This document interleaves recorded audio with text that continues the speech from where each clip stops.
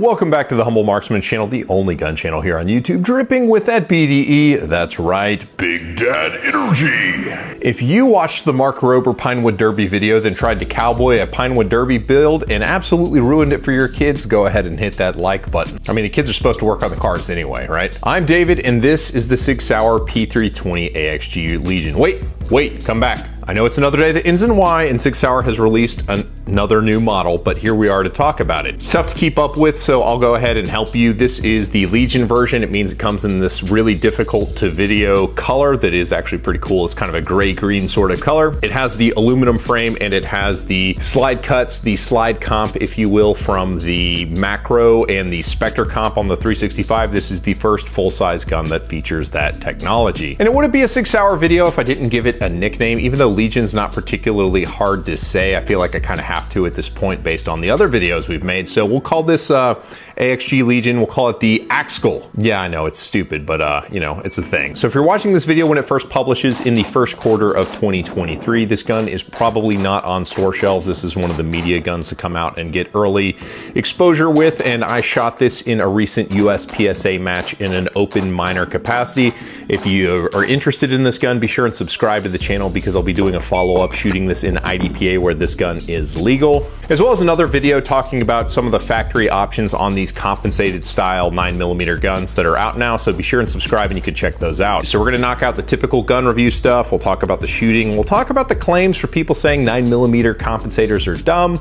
They work. I'm gonna be laying down the gauntlet a little bit on that. So be sure to stick around for that. But as it sits right now, this gun should become widely available at the 3rd, 4th week of March at about the $1,400 price point. Now, $1,400 is a lot of money to spend, but there is a lot of value that comes in this gun. First and foremost, it comes with the aluminum frame. Those of you who haven't seen my AXG Pro or AXG Scorpion videos, the aluminum grip module is my favorite grip module to hold. It feels more like the SIG 226, which is probably my favorite handgun frame that there is. It's just super comfortable. The way it fits my hand is really, really good. And the way that they relieve the trigger guard with the grip tang allows the gun to seat in your grip beautifully, giving you excellent access to the trigger. It's, I mean, all the way around one of my favorite handgun frames. There's a number of other features that are kind of baked in as well. It comes with a big old mag well. It comes with 3 21 round magazines. The magazines are enhanced from the old 21 rounds. They've got a high-vis follower now, as well as witness holes all the way down to 21 rounds. The first thing that is appreciated by me the most is when you lock the slide back on this, because of how the slide comp works, it kind of looks like I'm giving you the middle finger, which is kind of fun for me. But the slide is basically a 4.7 inch slide with a 3.9 inch barrel. SIG Sauer calls this technology, and it is patented by them, the slide integrated expansion chamber. They don't call it a slide comp, but that's what I'm gonna call it because it takes less time to say. Or we could call it the SIG. We could do it your way too, SIG, but that's kind of crazy. The way that the slide expansion chamber works, the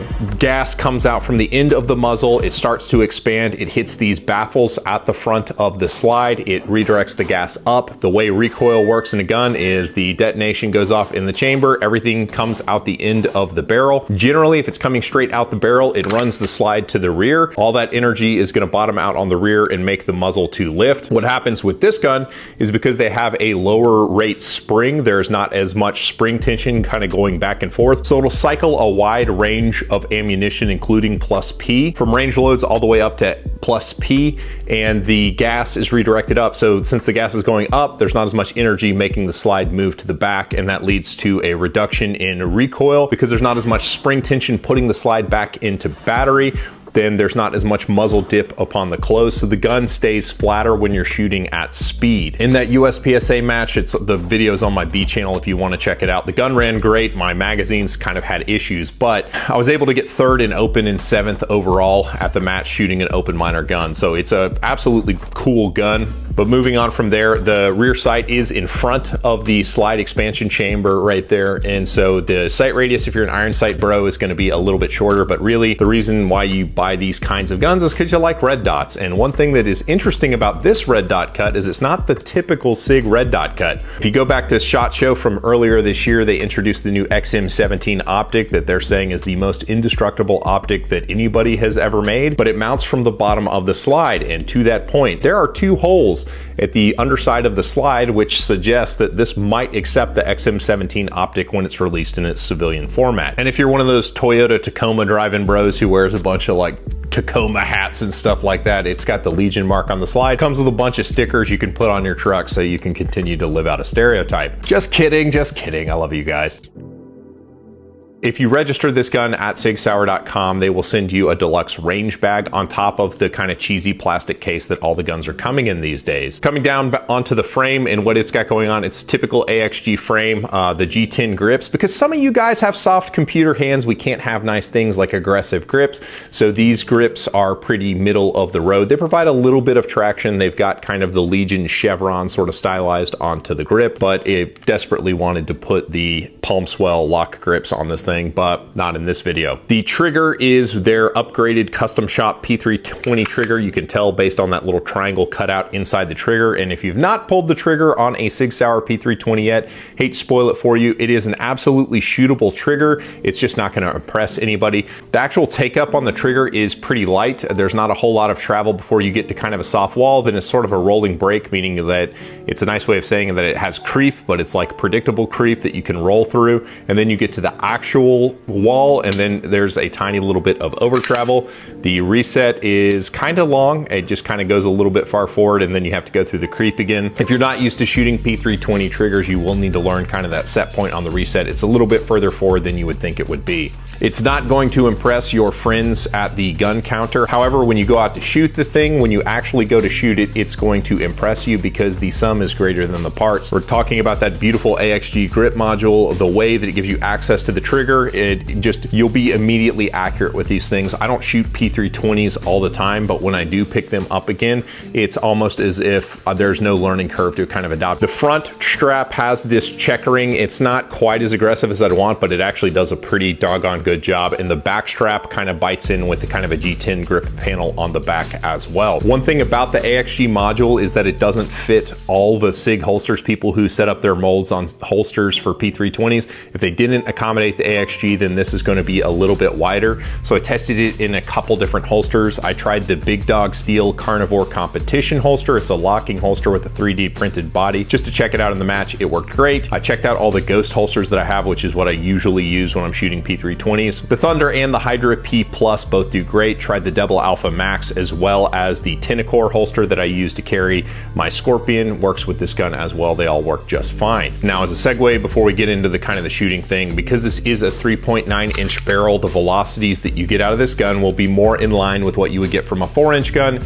and not a 4.7-inch gun. I was able to take this to the range and chrono it at my gun club that doesn't allow filming. They like watching videos, but they don't let you film them there. But shooting it on the chrono, I was able to get ammunition at certified bulk remanufactured stuff, and it was rated at 1150 foot per second at the muzzle. Out of the AXG Pro with the true 4.7, it was getting 1170 foot per second. This was only putting up 1123. So there was about a 50 foot per second loss on 115s, but with other loadings, with other powders and stuff like that, the drop may not be as severe. There's a whole conversation about picking ammunition and stuff like that, so don't just like copy paste this comment into forums and stuff like that. But the way compensators sort of work is the way they work by venting gas. It has nothing to do with the projectile weight that you're putting through it. There's a lot of really bad information on how compensators work, and it has nothing to do with the projectile weight. It has more to do with the powder and the springs and the slide weight that you have on the gun. So the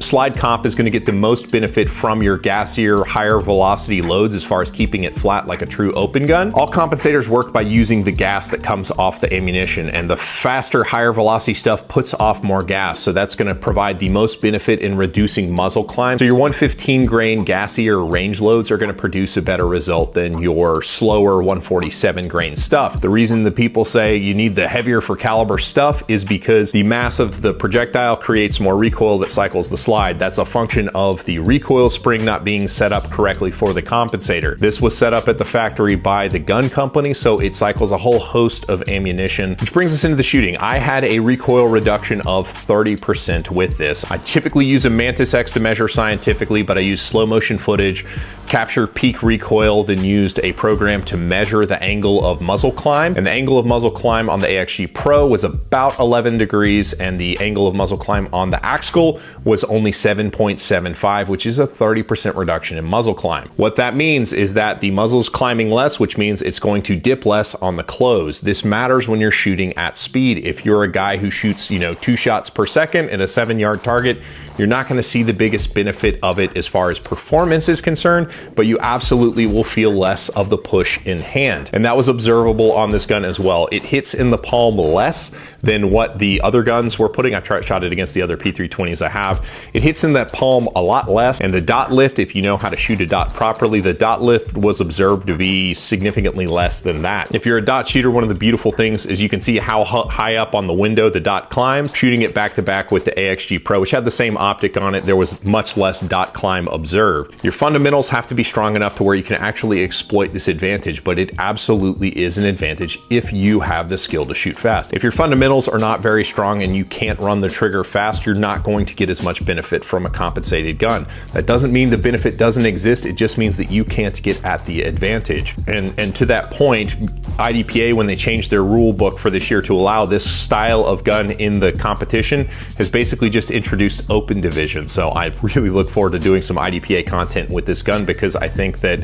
this is going to sort of change the meta of how that game is played. Shooting it otherwise is very similar to shooting the AXG Pro, just kind of dialed down less. The dot return felt faster, the gun felt more stable, I was ready to shoot again. The accuracy out of P320s is actually very, very good, and this was no exception. I was surprised at how well it lines up, and I'm always amazed at how well I shoot these things with no practice. The gun weighs about 31 ounces without the magazine, and that means it makes it kind of a middleweight gun, and there's sort of an optimum weight. The heavier guns, like if this had a steel frame grip module, or if you use like brass grip panels from like Lock Grips and made this thing weigh about 39 ounces, this thing would be really, really sweet to shoot, because the heavier guns get more of a benefit when you're waiting for your sight picture to clean up on more difficult shots. Like take a really light gun and try and, really aim at something and see how much, sight wobble you're getting, then do the same thing with a heavier gun, and you'll notice it's easier to hold the heavier gun steady. So this is a solid middleweight gun that could be used for like